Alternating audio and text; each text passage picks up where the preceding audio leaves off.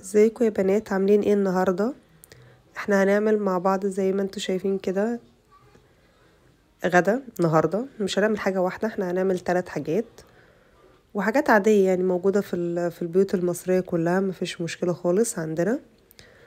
وهقول لكم سر ان الشوربه بتاعه الفراخ بتاعتكم تبقى حلوه وفي نفس الوقت الفرخه تطلع اكن يعني تقدر تاكليها مسلوقه، اللي هي مش محتاجه ان مش هتحسي بطعم السلق خالص ولا انت بتاكلي اكل تعبانين، بالعكس هتحسي ان الفرخه زي ما يكون طعمها طعم المشوي بالظبط.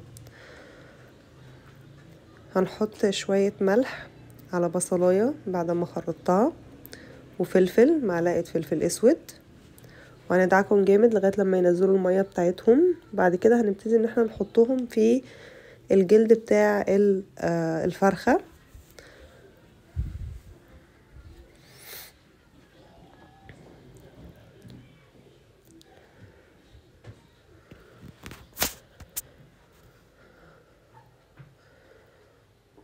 اديني وانا بنحط في جلد الفرخة زي ما انا قلت لكم.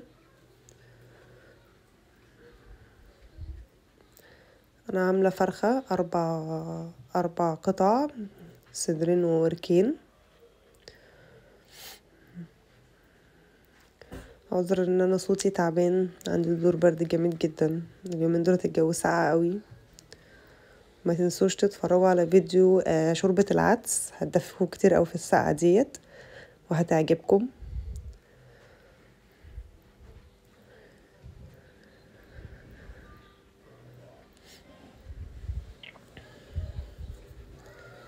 انا سبت الفرخة تقعد كده ساعة، وبعد كده حطيت المية. لازم المية تكون بتغلي وننزلها بتغلي، مش هينفع تكون باردة. وزي ما انتوا شايفين كده حطيت الفرخة كلها، وهحط برضو البصل والحاجات ديت، وهبتدي ان انا اقفل عليها. هنفتح عليها بقى بعد ما بتغلي بشوية كده عشان نطلع الريم منها، وسيبها تغلي غلوتين ووطوا عليها يا بنات عشان ما تفرش منكم، ما تخلوهاش على نار عالية فترة طويلة. هنا هنعمل مع بعض البسلة. انا كان عندي حتة دهنة كده من لحمة، حطيتها مع معلقة زيت، بتبقى جميلة جدا، بتدي طعم وريحة حلوة للطبخ بتاعك. كنت مخرطة بصلاية مع ربع قرن فلفل حراق، مش هتحس بطعم الحراق خالص لانه هو ربع قرن فلفل بس، لو في حد ما بيحب الشطة او عندك اطفال زيي، بس بتدي طعم برضو وريحة حلوة. بحمر الفراخ هناك كده. عارفين يا بنات، انا ما كنتش متخيله خالص ان انا ممكن اقف في مطبخ فعليا، لان انا كنت بطلع من الشغل على على البيت عندي قبل الجواز، على بيت ماما. بحط البسله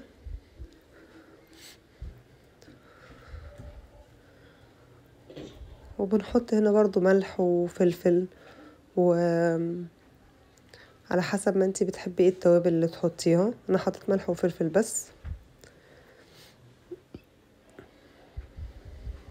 بعد كده بحط طماطم، 5 أو 6 طماطمات، عصرتهم في الخلاط وصفيتهم.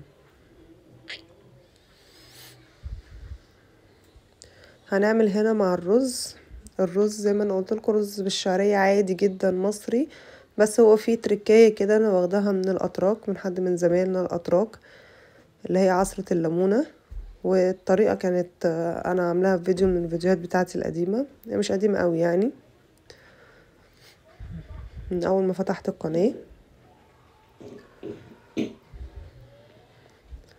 زي ما انا قلت لكم يا بنات، انا فعليا واحده عمري ما كنت وقفت في مطبخ، واول ما اتجوزت عملت كوارث كتير جدا في اول جوازي.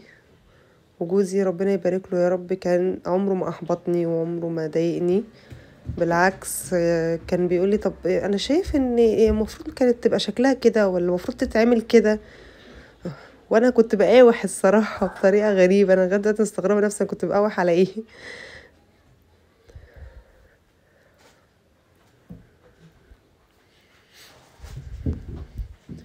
بس الحمد لله يعني دلوقتي بقيت اعمل عزومات كمان كبيره. وبقيت اعمل عزومات في رمضان. يعني ما كنتش اتخيل ان انا اعمل اكل للغدا لينا احنا اصلا يعني. عصرة نص الليمونة. مش هتحسوا بفرق، بس مش هتبقى طاغية قوي على الطعم.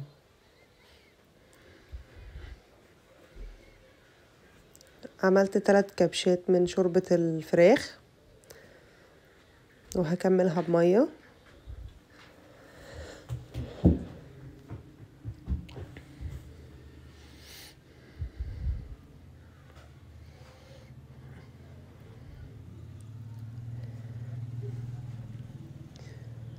انا عارفة ان الاكل اللي انا بعمله ده اكل عادي جدا، بس زي ما انا قلت لكم انا فخورة بنفسي ان انا بقف في المطبخ وبعمل اكل، وحابة اشارككم اللحظات ديت نشاركها مع بعض.